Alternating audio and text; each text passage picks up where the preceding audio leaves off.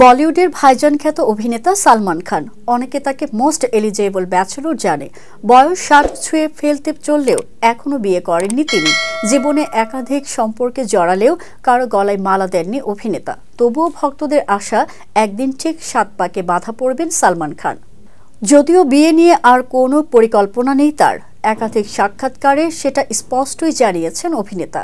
তবে সালমানের মনের মধ্যে নাকি রয়েছে বাবা হওয়ার বাসনা। ভাইজানকে নিয়ে তার অনুরাগীদের আগ্রহের শেষ নেই।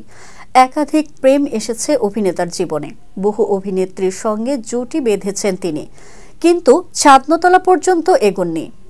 কবে বিয়ে করছেন এমন প্রশ্নে তিনি জানান, খুব শিগগিরই বিয়ের কোনো পরিকল্পনা নেই, কিন্তু শিশুদের প্রতি রয়েছে অগাধ ভালোবাসা, তাই বাবা হওয়ার অনুভূতি পেতে চান।